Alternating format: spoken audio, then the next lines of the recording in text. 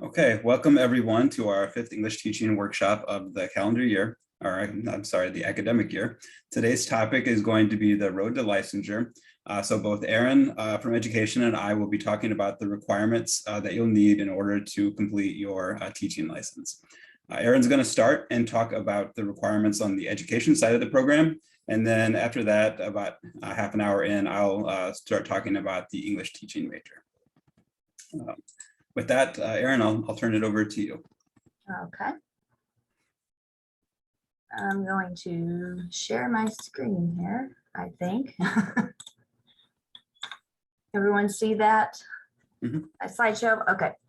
All right, so I recognize some of the names in here. So I think some of you are well into the process through teacher ed, and some of you are maybe just starting or interested in the process. So I'm going to start at the beginning and help you unravel the mystery of teacher education. Maybe. There we go. Okay, so basically teacher education is obviously it's a department out here.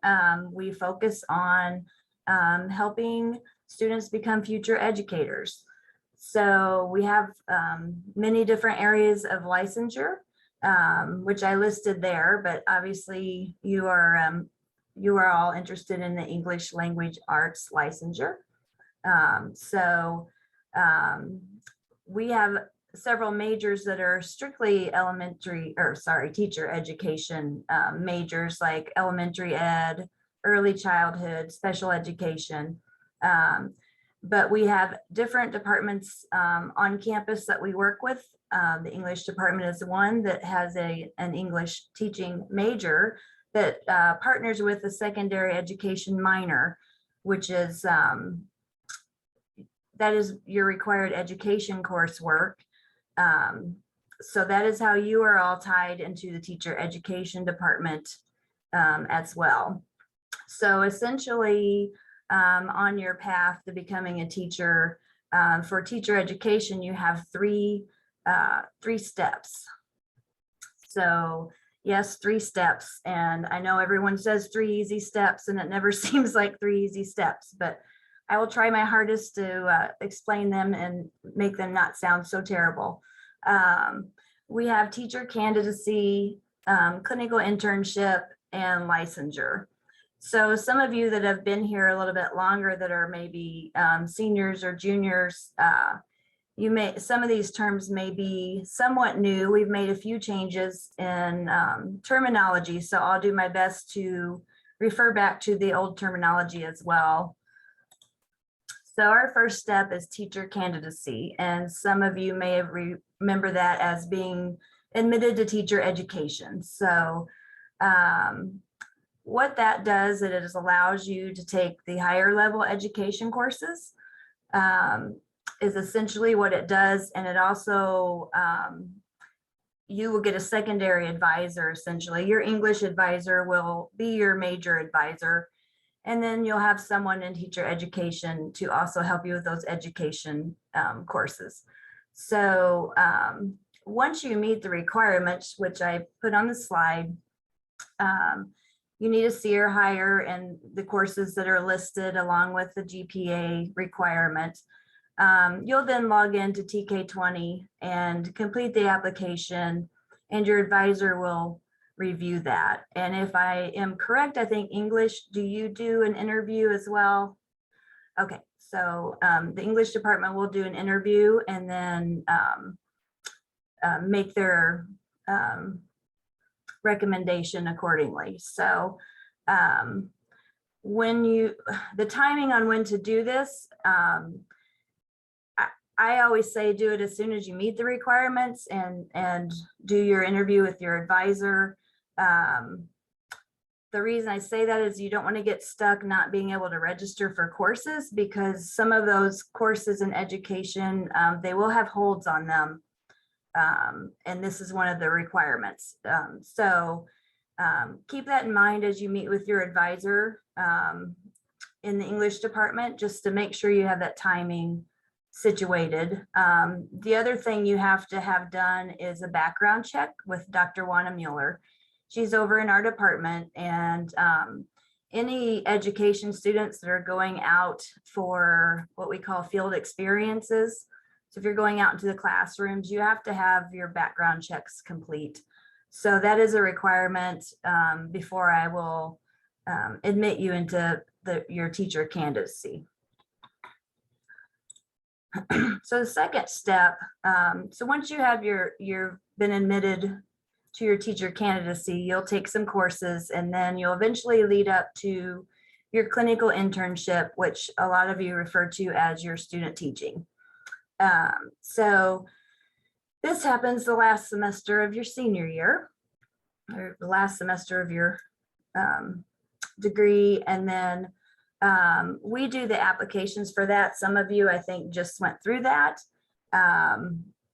So that we do applications in January of each year, and that's actually for the following fall and spring. So we just did applications for fall 22 and spring 23.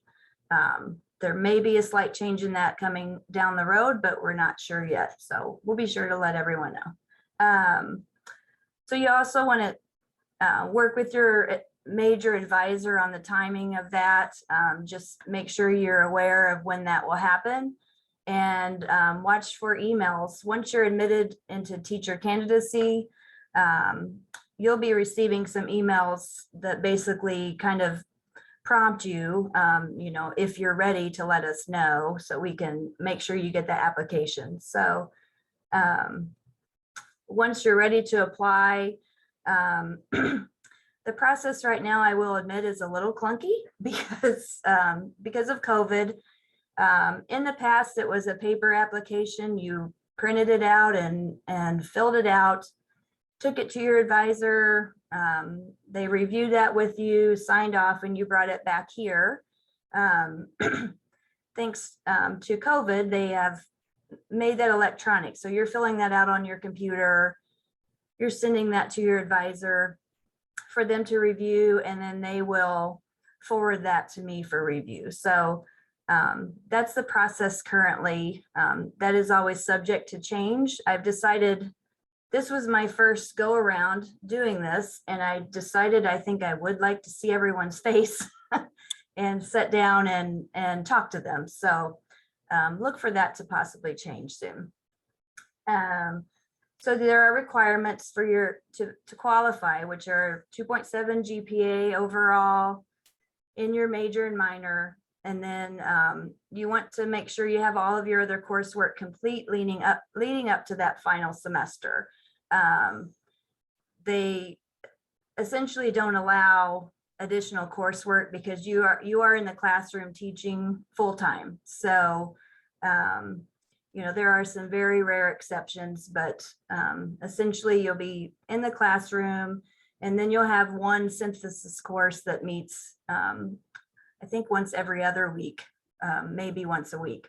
That is kind of a wrap up. You just discuss what you're doing in the classroom and things like that. So, and then you have to have a C or higher in all of your courses in a degree program, which that is a USI requirement anyway. So if you meet those requirements, then you can apply. And then the last step is licensing. So there are several things you have to get done to be able to license. So the first thing you're going to have to do is take your licensing exams, which I know is everyone's favorite thing to do. But if you plan ahead and study, I think everyone will be fine. So I put on here the website for you to jot down and go look at if you haven't already. This Praxis we've started doing in August 1st of this year. So it's a little bit new to everyone, but we're finding it's a lot more user-friendly. There are a lot better study resources on Praxis than in the old system. So I think everyone will be pleasantly surprised. So if you go there, and I've listed on here the two tests that you take as to get your English language arts license. You take a pedagogy test and you take a content knowledge test. Both of those, if you go on the Praxis site and look at study materials, they both have very good study companions. Those study companions are pretty thick, but they tell you what types of content are on the test, what percentage of each piece is on the test, what you need to study. So I recommend getting those early and downloading those, printing those if you can. They're very, very useful. My daughter is a biology teaching. She's student teaching now and studying for her exams, and she said it's been a very valuable resource for her. In addition, when you sign up for your exams, you get a certain number of free practice exams. I highly recommend those as well. I actually sat with my daughter when she finished one, and for every question you get wrong, they give you a very good explanation of what the right answer is, why it was wrong. Very, very useful. And those are free when you sign up. So take advantage of those. I know my daughter, when she signed up for the pedagogy, she got 3 different practice exams. So it's very, very helpful. In addition to your exams, you have to do CPR. You have to be CPR, AED, Heimlich certified. They do offer that on campus. So a lot of times that gets set up during your last semester. You can also take it, the local Red Cross. There are different places, but do make sure it's someone that the IDOE recognizes. And I have that list. I can give you that link. If you need that, you can always reach out to me if you're not able to do it on campus. Suicide prevention training is also required. There's a 1 hour minimum requirement through the IDOE. Teacher ed recommends at least 2 hours. We just feel that 1 hour is not really a whole lot. So, but get in that 1 hour, and I encourage you to take more.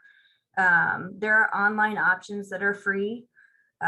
Again, I have that list because it does have to be an approved provider.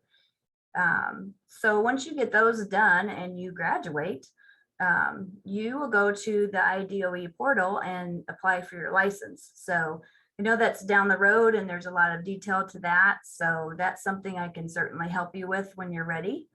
That's all I had to talk about the steps, but I am happy to answer questions if anyone has any questions for me.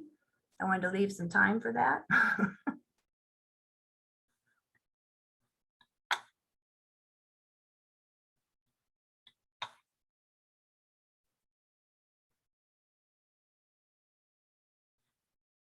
I was muted. Does anybody have any questions for Erin? I have a quick question.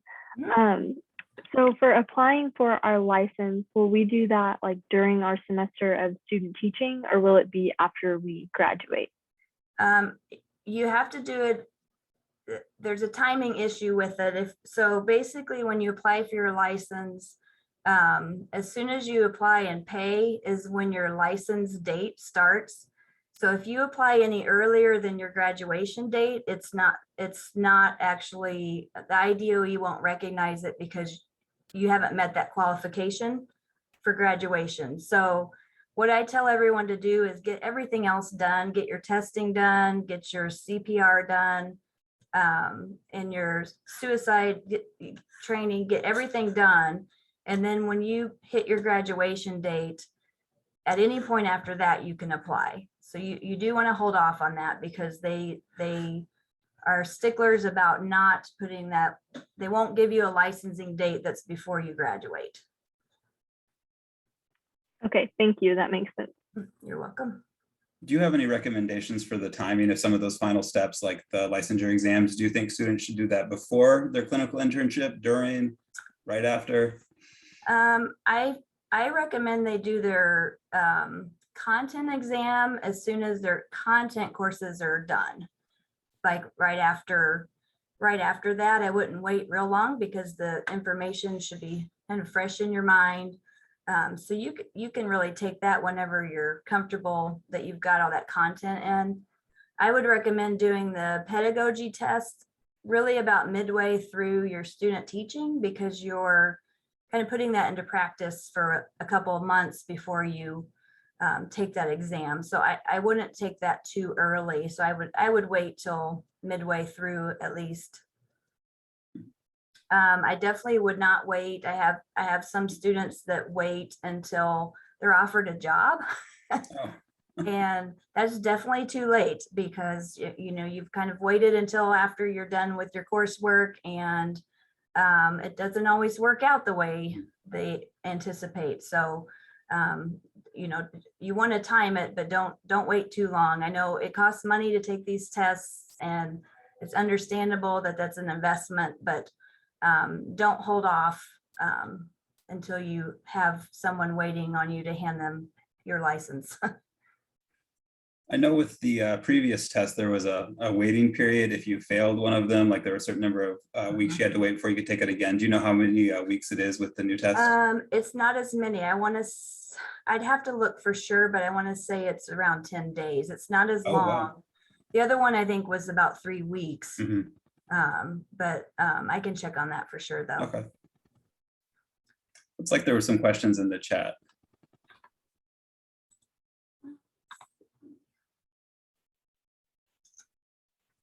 Okay, so part-time. Well, you know, going part-time will change that timeline.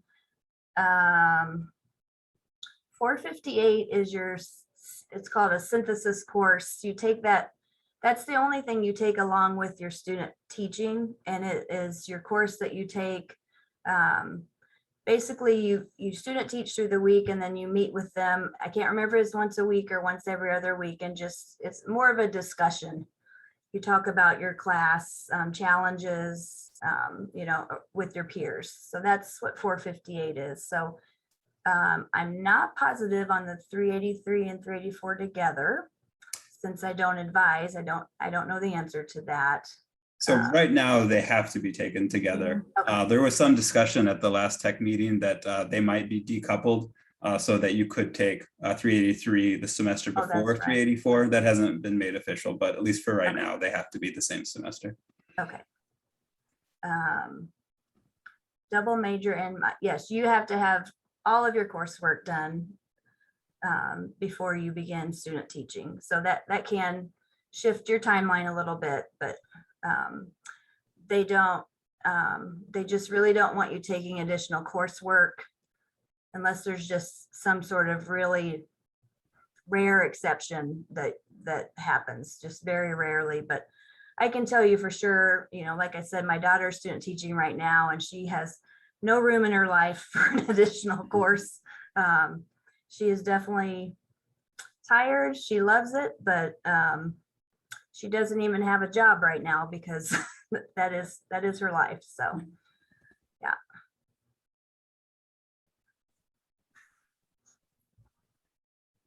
Do we have any more questions?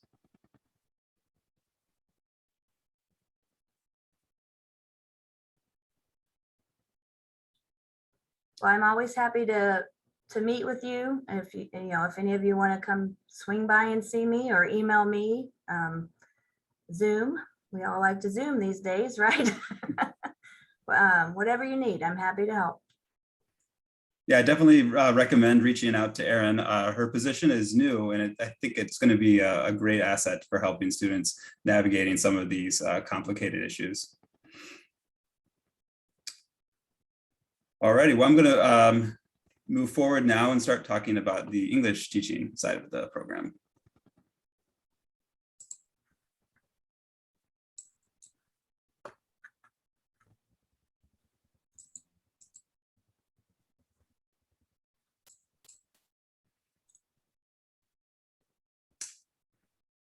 Oh, I need to switch view here. Can someone help me with this? How do I switch the presenter view?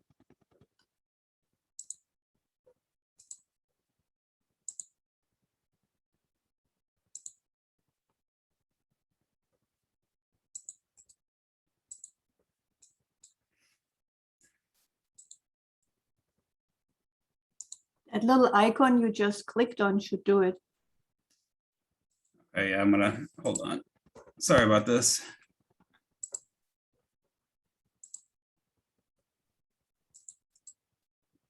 I have two monitors and it Yeah. defaults to the other one. So which, oh, okay. David, if you go up to display settings, yeah. Yeah, there we go. All right. Okay, so I'm going to give you an overview of the requirements in the English teaching program. So there's the University Core 39, of course, which everyone has to take regardless of what your major is. So I won't spend much time talking about that. There are 42 hours in the English teaching major. I'll talk a little bit about the teaching interview, which, as Aaron already mentioned, is one of those requirements to be admitted into the teacher education program.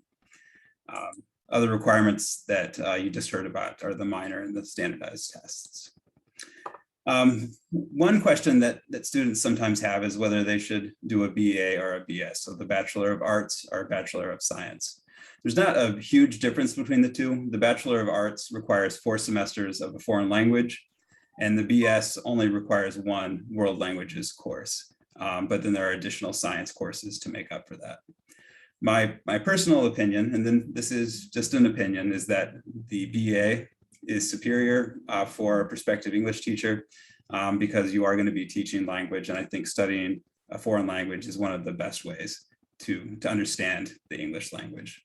So if you're still trying to decide which one you want, I would recommend the BA, although the BS is still a perfectly good option. Okay, so here's a breakdown of the English teaching major. So we have each of these I'm going to talk about in order, but we have the shared core, we have a language theory and world/multicultural lit requirement, we have English teaching courses, a Shakespeare requirement, some literature electives, and then you have 1 open elective that can be any English class. Okay, so first is the shared core. These are 4 courses that every single English major has to take. So even if you're not an English teaching major, you could be a creative writing major, literature, professional writing, you will still take these 4 courses. So you have an introduction to English studies, 2 survey courses, 1 in American literature and 1 in British literature, and then an advanced composition course. Then there are a few areas where you have a little bit of flexibility on what you want to choose. So I'll go through these 3 areas. The first is English language. And there are 2 options in this category, 314 and 417. The courses have a lot of similarities because they're both focused on the structure of the English language. Approaches to grammar is more contemporary English, and it concludes with a study of contemporary English that you conduct. And then 417 looks at the history of English all the way back to the Middle Ages. So if you're interested in history, you might want to pick 417. If you're more interested in contemporary issues with language, you might want to pick 314, but they both do cover some of the same topics. Then there's a theory requirement. We have a women's literature and gender issues class, history of rhetoric, contemporary issues in rhetoric, and literary criticism and theory. So you have to take one of these 4 courses. Now, I don't teach any of these 4 courses, so I don't know everything about what happens in them. I don't know if anybody wants to speak to that, anybody who has experience either teaching or taking the courses, you could jump in if you want to say a few words about those. I've taken History of Rhetoric 415 with Dr. Lee, and it was a really great class. A lot of the figures that we studied overlap with famous philosophical figures. So you have like Plato and Aristotle, and we started way back like in ancient Mesopotamia and like brought it forward to contemporary times. So it was really cool. I've taken 387 Women's Lit with Dr. Soderberg, and it was also really cool. We did a lot of like detective fiction and works like that. So she made the class really fun, and I would definitely recommend that one if anyone hasn't taken it.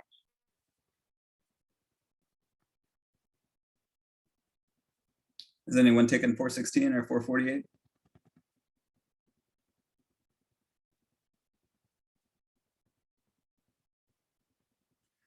So 416, and if you're trying to decide between the 2 rhetoric courses, I think it's similar to the the 2 English language courses. If you're more interested in contemporary issues, take 416. If you're interested in history, take 415. And then if you really want to get deep into theory, 448 is a good option. And then finally, there's a world and multicultural literature requirement. So several options in this category, different kinds of ethnic literature, non-Western world literature, Western world literature, modern Canadian literature, and world mythology. This last one, world mythology, doesn't seem to be offered all that frequently. So probably one of these 4 will be what you want to take. And again, I don't teach any of the courses in this category. So is there anybody that'd like to speak to their experience in any of them? I teach the Canadian Lit class, and it's simply 5 or 6 novel survey of Canadian Lit, but it doesn't come around very often because unlike world mythology, it doesn't count in any of the core categories. So every 4 or 5 years, I get to teach that. Oh, only every 4 or 5 years. Wow, I didn't realize that.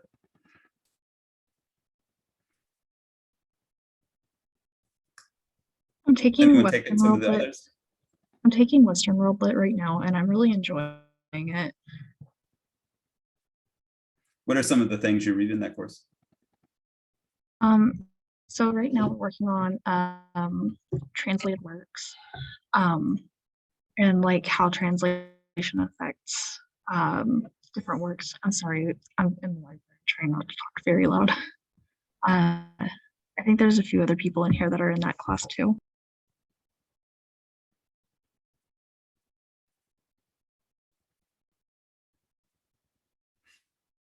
Oh, thank you, Elizabeth, for offering that. We can move on to the next category. So you do have some options here with these courses.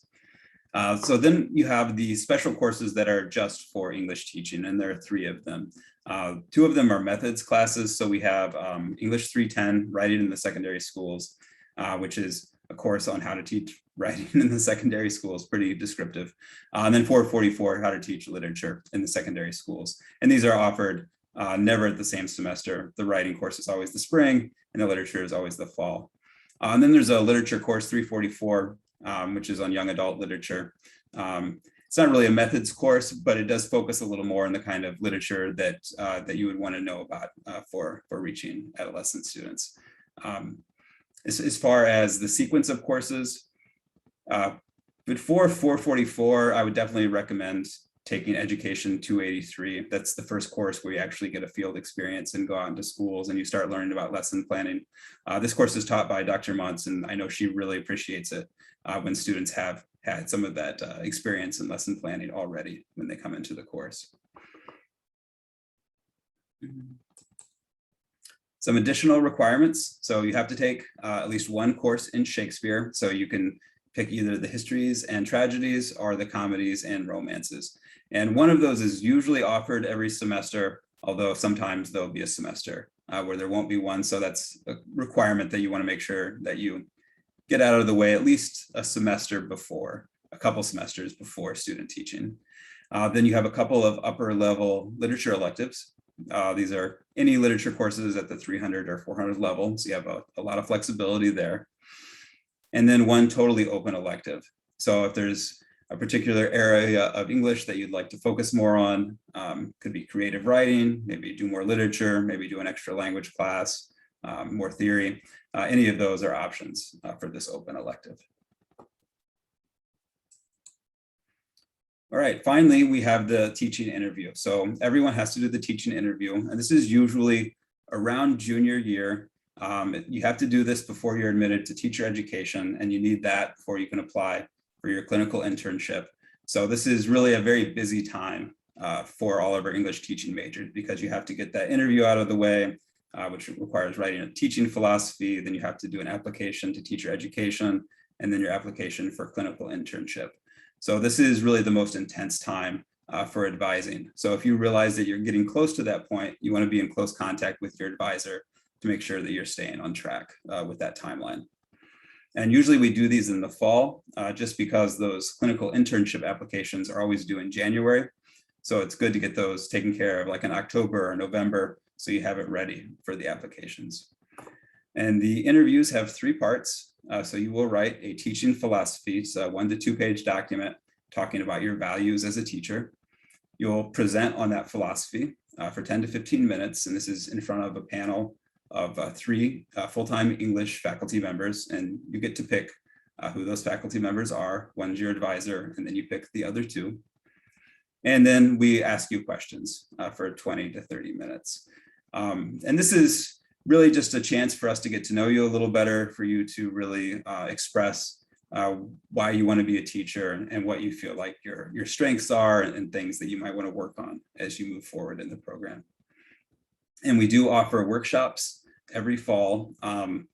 We have one on teaching philosophies, and that was taught by Professor Shen, I believe, this year. And then Dr. Honus Krupsaw taught or led the workshop on the interviews in October.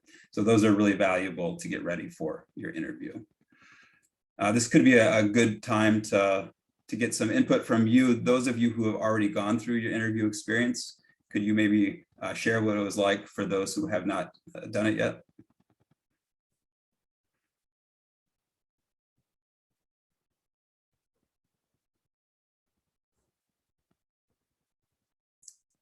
Has anyone done their interview?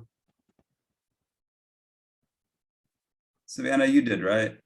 Yep, I was just about to talk. I can turn my camera on too. Oh, that'd be lovely. Thank you.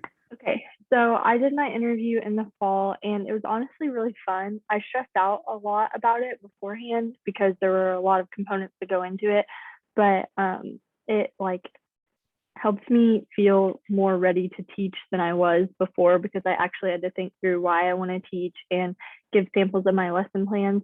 But basically you have to write your teaching philosophy, which you do in 444 with Dr. Mont too. So I was kind of writing for that class and my interview at the same time, which was nice because I could get feedback from multiple places. But you have to ask 2 professors to be on your panel. One of them is your advisor. And both of the professors I asked said yes the first time. I don't know if they have to, but they did. They were super cool about it. But you have to have your teaching philosophy, ask your professors, and then I included examples of my work, like lesson plans and unit developments in my teaching philosophy, so they could see kind of the work that I had done and see not just my English work, but what I was doing as an education student too. And then I gave a 10 to 15 minute presentation just about why I wanted to teach. And in the handbook, I thought it was really helpful. There's like a bullet pointed list of things that you should go over in your presentation. And also the workshops last fall were really helpful because it kind of laid out and like helped me get all my thoughts together. But after that, they asked me questions and I was able to answer all of them. It was kind of laid back and just like a good experience for me. So it's definitely something you have to put work into, but I wouldn't stress about it too much because it ended up just being like a good experience overall. And I can answer questions if anyone has any, but the main points are just doing your teaching philosophy, the presentation, and the interview questions at the end. Yeah, and Savannah passed with flying colors, so she would be a great person to approach if you do have questions about the interview process. And we really do want you to succeed. This is not something you should really stress about. You want to work and prepare for it, but we just want to make sure that you really do want to go into the profession. The only times I've seen anyone not get through an interview, it's when it becomes clear that either their heart's really not in it, or there's some serious issue. So, if you really do believe that you want to be a teacher, that's going to come through in your interview, and we're going to recognize that. So I would definitely not go into this with anxiety. All right, I want to plug our workshops. Of course, you all are here at one, so you know about that. We've been trying this year to hold one workshop per month, and I hope that we'll continue that in future years. We have a professional development certificate. So if you have 4 workshops, you will get the certificate, and we'll hand those out at the end of the semester. I think a couple of people here in the audience today have already reached that mark. And we have a rotating series of topics. So teaching philosophies, the interviews, teaching grammar, AP English, classroom management, creative writing, and many more. So we have a list of possibilities. We're trying to offer them, with faculty who are interested and have expertise in particular areas. If you have your own ideas of things that you'd love to see covered in one of these workshops that we haven't covered, definitely email me and we'll do our best to try to find a time to cover that topic. We're always looking for ideas for things that we can cover that will be useful to all of you. So that's all that I had prepared. So we will stop now for questions. I know that the chat has been active. I haven't been able to follow it. So if there were any questions from that, please let me know.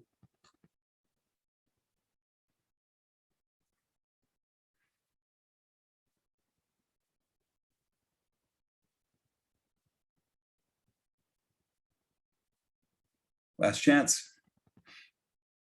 You should talk about how to deal with parents and stuff. Oh, yeah. I'm doing 283 right now, and so I've been going to a middle school, and today my mentor told me about some emails she's gotten from parents, and I just wonder if having practices, like knowing what to do about them, how to respond, when to escalate, and how to manage like your mental health during that. I wonder if that would be a topic. Yeah, I think that's a great topic. I'm going to jot that one down and add that to our list. Maybe we can cover that next year. I think especially with some of the new legislation that's been in the news, this could be something that would be worth looking at, because parents are in some cases trying to intrude a little bit more into the classroom. Yes, you're talking about the cameras and stuff that they're thinking. Yeah. That could be something we might cover too. Maybe like issues in the media or legal issues that are affecting education. I don't know that this would be like a workshop idea, but I think it would be cool to like get all of the English teaching majors together and just like talk about the concerns we have. And I mean, I know a lot of people who are in the program at different stages. So some people are like getting ready to student teach, and some people like haven't taken any education classes. But it would be cool if there was like some way we could all get together and just like talk about things. I know like sometimes we do that on our own, but it might be nice to like invite everyone to get all together. Are you thinking of something formal with a panel of experienced English teaching students, or just like a social mixer? Either. I know we did the panel last semester, and that was really helpful, hearing from people who are already teaching, and like Dr. Mons did one with student teachers, and that was also helpful. But even just like us at USI, like recommendations for what literature classes we should take, or what might be helpful in lesson planning or something. Yeah, I think that's a great idea. And especially, once some of the social distancing requirements go away, if we could just do a social, and we can maybe bring in some treats and stuff like that, that could be fun. Future Teachers Club. Yeah, we could start some kind of a club. That could be a good idea too. All right, any final comments or questions before we go?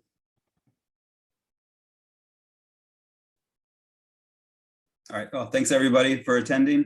If you have any questions, you can email me. And if you're wondering about your, like how many you've attended, if you've gotten to your 4, you can email to ask about that too.